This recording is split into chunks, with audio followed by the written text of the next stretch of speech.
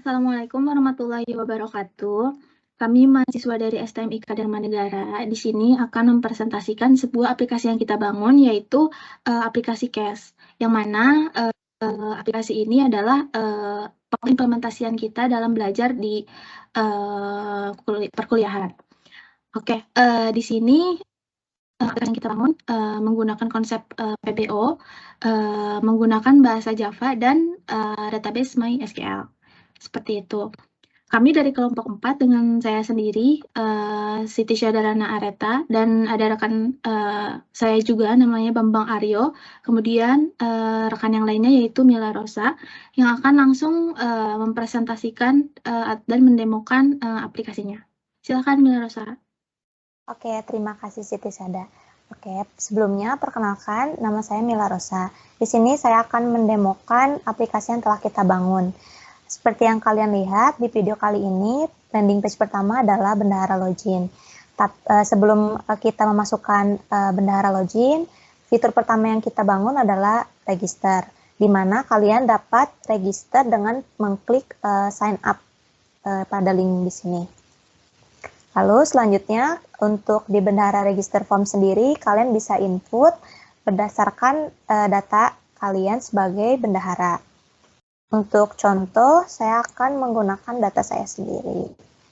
Oke, kalian bisa isi sesuai field yang tertera pada bendahara register.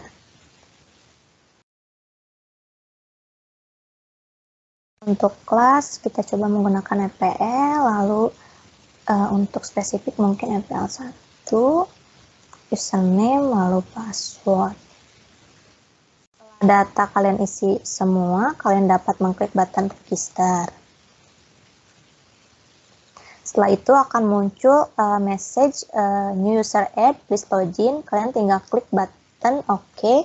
Lalu di sini kalian akan redirect kepada form bendahara login, di mana kalian dapat menginputkan username dan password sesuai yang telah kalian isi di halaman register sebelumnya. Lalu kalian tinggal klik button login.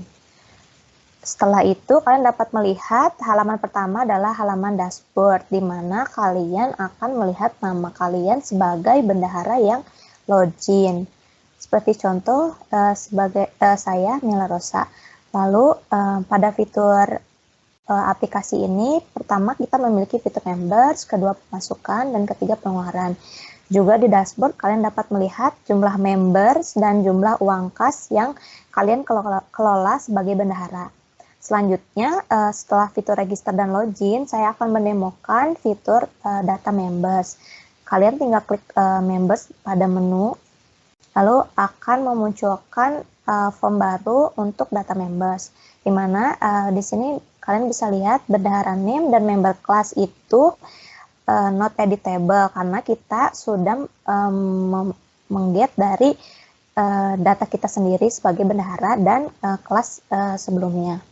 Lalu pada member kalian dapat memasukkan member kode dan member name-nya. Seperti contoh di sini saya akan memasukkan inputan sebagai contoh Reta ya. Lalu kalian tinggal klik button save. Dan setelah itu akan memunculkan message new member add, di mana selanjutnya akan muncul di tabel dengan beberapa data seperti ID, kode member, name, kelas, dan ID bendahara itu sendiri. Selanjutnya, setelah fitur save atau memasukkan data ke dalam tabel, kita dapat mentes untuk fitur edit dengan mengklik data pada tabel di bawah ini. Kalian akan melihat member code itu kita buat untuk tidak bisa diedit. Ya, selanjutnya kalian bisa coba untuk edit namanya Siti Sada untuk contoh. Lalu bisa klik button edit untuk mengedit data dari pengubahan nama tersebut. Selanjutnya akan muncul message alert berupa berhasil edit, dan kalian tinggal klik button OK. Lalu di sini yang tadinya Reta akan mengubah menjadi Siti Sada sesuai data yang tadi kita ubah. Selain dari edit, kita juga memiliki fitur delete. Untuk mentesnya, kita akan menginputkan data baru, Bambang untuk contoh, lalu klik save. Kalian klik pada data Bambang, lalu kalian dapat mengklik button delete. Maka akan muncul message berhasil hapus, dan data tersebut akan dihapus juga tentunya pada tabel di bawah ini. Selanjutnya, ketika kalian mencoba untuk mengisi inputan baru, kita memiliki fitur reset untuk mereset inputan yang sudah kalian data sebelumnya. Itu fitur-fitur yang ada di data member. Ada save, edit, delete, dan reset. Selanjutnya, untuk ke halaman dashboard sebelumnya, kalian tinggal mengklik button back pada menu data members. Selanjutnya, kalian bisa lihat jumlah member itu dari yang tadinya 0 sekarang udah jadi 1 karena kita sudah menambahkan members yang tadi. Untuk fitur pemasukan dan pengeluaran, rekan saya, Siti Syahda, akan menjelaskan dan mendemokan bagaimana fitur tersebut berjalan. Silakan Siti Syahda. Oke, baik. Terima kasih, Mila Rosa. Oke, untuk fitur yang selanjutnya adalah fitur pemasukan. Untuk masuk page-nya, kita tinggal klik pemasukan di samping ya. Kemudian di sini ada muncul form input cash. Nah, pertama kali di sini kita bisa inputkan nama member di drop down. Nah, drop down sini akan memunculkan data-data yang kalian sudah input di menu member. Mungkin kita akan coba input datanya Siti Syahda. Nah, di sini ada amount ini adalah jumlah uang kas yang akan Siti Syahda berikan. Mungkin untuk contoh amount itu.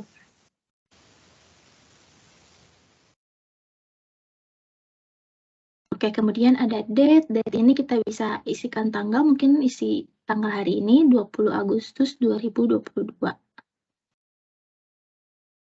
Kemudian kita klik button save.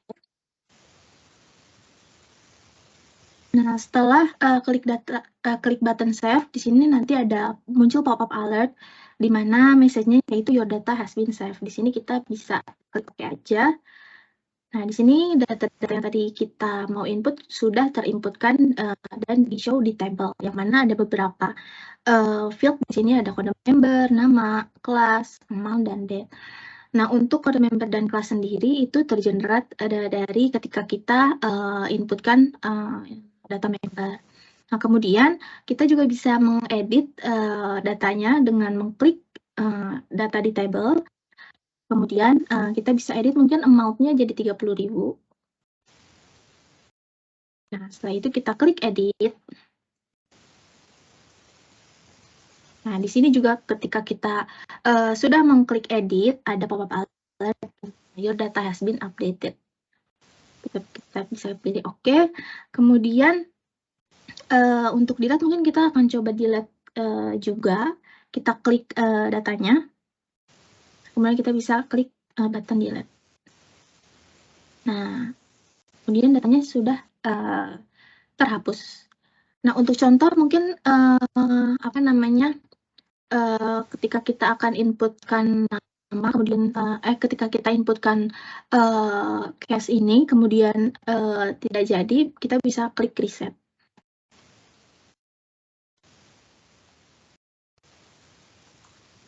Nah, seperti itu.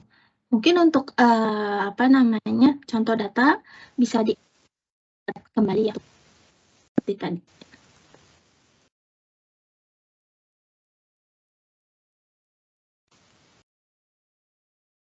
Oke. Setelah itu kita bisa kembali ke dashboard dengan mengklik button back. Nah, di sini tertera setelah kita inputkan uang kas yang tadi 20.000, di sini akan terakumulasi uangnya. Oke, fitur selanjutnya adalah pengeluaran. Ketika kita klik sidebar pengeluaran, di sini akan muncul form juga, yang mana di sini kita akan menginputkan pengeluaran-pengeluaran di kelas tentunya yang akan didatakan di sini. Di sini kita bisa input nama barang yang kita keluarkan untuk barangnya apa. Contohnya misalkan sapu. Mungkin jumlah sapu ini adalah 15.000 mungkin. Oke, kemudian kita bisa inputkan date-nya juga hari ini. Kemudian kita klik button save. Nah, di sini juga akan ada pop-up alert kembali, yaitu your data has been saved. Kita bisa klik OK. Kemudian kita akan coba input lagi mungkin ya. Input barang kedua yaitu apa ya? Pulpen mungkin. Amount-nya mungkin 3.000 aja deh. Oke. Kemudian date-nya juga kita input kembali. Dan kita save. Nah, di sini muncul ada 2 data sapu dan pulpen yang sudah kita inputkan tadi. Untuk data-data di tabel di sini juga kita bisa edit. Nah, kemudian mungkin kita akan pilih pulpen. Untuk kita edit, ternyata untuk jumlahnya itu hanya 1.500. Oke, kemudian kita klik edit. Nah, bisa terlihat di sini ada pop-up alert juga. Kemudian kita klik OK. Nah, kemudian amount-nya juga di sini sudah terubah ya. Kemudian kita bisa delete maksudnya, delete datanya dengan klik data di table, kemudian klik button delete.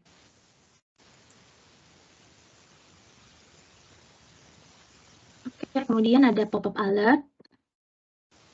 Nah, terakhir mungkin ada fitur reset juga nih kalau misalkan kita mau inputkan data namun tidak jadi untuk diinputkan.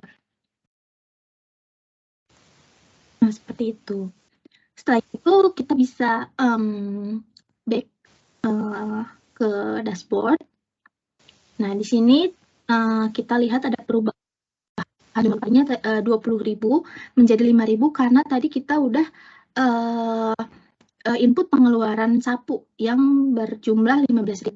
Nah, jadi di sini akan terakumulasi bahwa jumlah uang kasnya 5.000. Ya, mungkin sudah presentasi dari kami.